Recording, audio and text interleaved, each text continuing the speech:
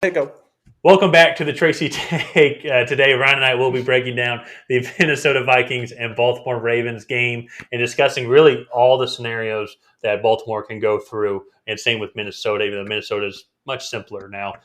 Spoiler alert, they have to win games. But before we get into that, Yeah. make sure that you subscribe if you have not already. Hit that notification bell so you can see when we create new content. Like this video, comment on this video, and let us know where you think Baltimore and Minnesota are going to end up at the end of the year. And Ryan, let's get into it.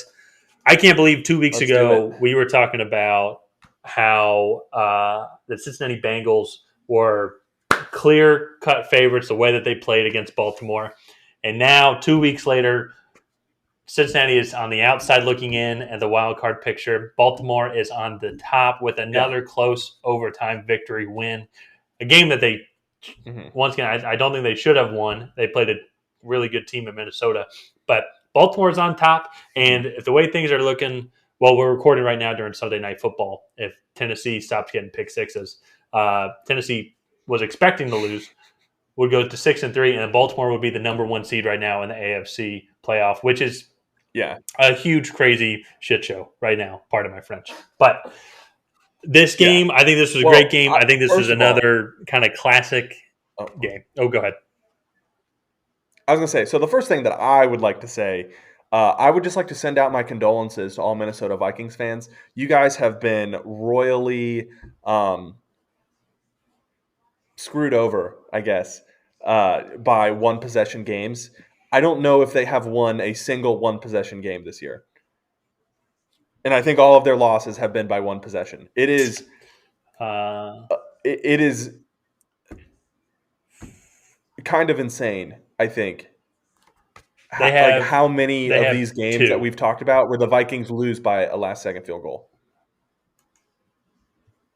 Yeah, yeah. I mean, you really can look at it with the Vikings. Uh, could have beat the Bengals week one. Should have beat the Cardinals week two. Had opportunities against the Browns. Should have Yeah. beat the Cowboys and should have won today. They should really be contending against Green Bay for their division. But I mean, their outlook. Luckily, Yeah. they're in the But NFC, and the NFC is very weak.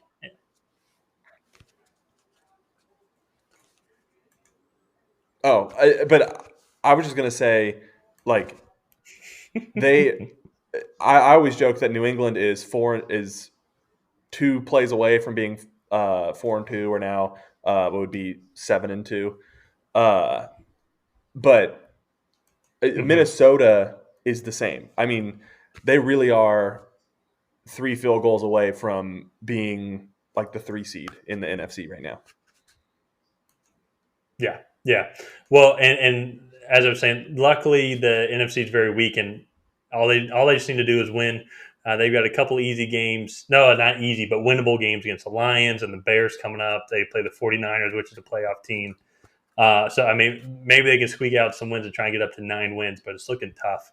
But for the Ravens, on the other hand, I think Yeah. they're a much more interesting picture uh, because now they have 6 wins on the year, but they don't have an easy schedule coming up. They play the Dolphins next week, Mm-mm. Thursday Night Football. That should be a win that puts them at 7 wins. Then they play the Bears a week after that. They should win that one, so that's at 8 wins. But then they have nothing but division games and future playoff team games coming up. And this is a crazy division being. This is much closer than we thought coming into the season. Because the Bengals can get hot, but then they have in the past 2 weeks, as we've seen, the Browns are having some weird issues, but they played phenomenal today.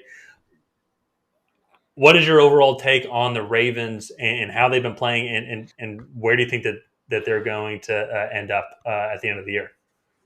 So I think that the Dolphins are coming in at a perfect time. They're going to have a long week going into their first game against a playoff contender in the NFC, that is the Chicago Mm-hmm. Bears. Um, but uh, they should beat the Dolphins next week, which means they have to go 3-5 through the rest of the season to pretty much be a wild card Mm-hmm. team. At the bare minimum, be a wild card team. Uh, Yeah. and I think that is very much doable. right now, I think they might be in the best position to win the division. Uh, they still have their bye week. Um, they have a bunch of division games, so if they can even go 500 through some of the division games or go 3-2 Mm-hmm. uh, through them, I think that sets them up really well in their own division to get a home playoff game that first week of the playoffs. So Yeah. I think their outlook looks really promising. They had a few games this year that they had go their way, and sometimes that's just what you need to, I mean, to start a deep playoff run. Yeah. Just have a few things go your Mm-hmm. way, and hey, they're here and they're competing. So Yeah. they played a little sloppy today. Lamar Jackson had 2 interceptions, uh, and then they gave the ball away uh, in overtime. One of those interceptions was in overtime, and Mm-hmm. I really think that the Vikings gave this one back to him. But hey, they won, and a win's a win. Just win, baby. So Just win. Yeah, there really is yeah, all you're looking for. But really, just to show the volatility of this, like, so if the Titans lose tonight, and you guys will know what the outcome of that is when this video comes out. But that'll put the Ravens at the number one seed. And as I mentioned just 2 weeks ago, the yeah, Bengals were the number one seed right now, and they still have to play the Bengals one more time. They had to play the Browns twice. Both those teams are and on the the Steelers twice. outside looking in, and the Steelers twice, which is the number 6 seed right here. So it is an Yeah, absolute like cluster on this whole division. And I will say one of the things that has impressed me. I know you mentioned Lamar Jackson had some turnovers.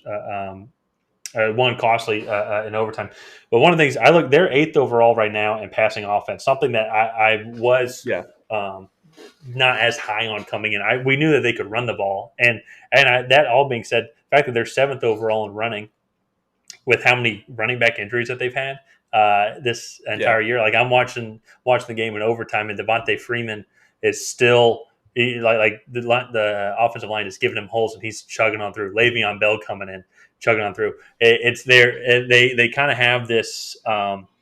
This kind of pack of misfit toys of former star running backs. It kind of in the backfield now for them that are, and they're yeah. absolutely crushing it. Like they have a very well-rounded offense with eighth overall in passing, as they said, and seventh overall in running yards per game. So this offense really is elite. And if you look at the competition that they have to play uh, coming up, some vulnerabilities on the defensive side of the ball, especially for how well rounded Yeah. that they are. If Lamar Jackson keeps playing at this high of a level, I think he can take them to a division win and get a home playoff game. But you kind of have to wonder with how deep this division is can they just keep winning, just get the number one spot? Because right now, like that number one spot is up for grabs. If you look at all the other divisions, every division now has some serious competition going on for who's going to be the Oh division winner. yeah. hmm Yeah. No. I mean, that division. So, like we said 2 weeks ago, the Bengals were the number one team in the AFC, and now it's the Ravens. So the AFC Mm-hmm. is super volatile. Um, I think the Ravens have kind of put themselves in position where they're almost guaranteed. Nothing is guaranteed, but they have to go 4-5 over the next 9 games to make the playoffs, and I think that's very much doable. Um, so Well, that's under the I think assumption, though. I will say that's under the assumption, though, that 10-7 gets in the playoffs. Do you really think 10-7 is going to get in the playoffs? I mean, unless I guess if all these division teams in every division they start beating each yeah. other and they start going like 1-1 in I their mean, division games so against right one now another. 5-4 is in the playoffs. Like there are 2 teams that are 5-4 uh, that are not in the playoffs. But I think if they No, go ten and four. There's seven, you can four. you can. There's four Oh, five there's and four four five teams and not four in the teams. playoffs. Yeah, yeah. That's what's insane about this AFC West. And I agree. I think Baltimore is in the playoffs personally, but there is a path for Yeah, them not to make the playoffs from this point of the year. Like that's how deep this AFC is. math. But Yeah, mathematically, yes. yeah, I hmm I just don't see a scenario that plays out that if they so Cleveland has 4 losses. Pittsburgh is what, four They're and four, 4-3. They play 4 and 3. Monday night against the Bears. They Oh, should okay, okay. win against the Bears. They should beat the Bears. Um, okay, yeah. So then let's say they're 4 and 4. So even if they split with the Browns and the Steelers, that puts them at 4 losses, and the Browns at 5, and the Steelers at 5. So Well, that still puts them ahead if they you got your split. math wrong. If the Steelers win tomorrow night, they're 5-3. Oh, 5 and 3, 5 and 3. Yeah, they're only one Oh, game okay, back okay. in the division, and have another game left against Baltimore. No, sorry, 2 games. 2 games left against Baltimore. Okay. Well, I mean, I still think mathematically there is a way for them not I to make the agree. playoffs. I just think a team that's 6 and 2 halfway through has three has a very, very good chance to, at the worst case scenario, be a wild card.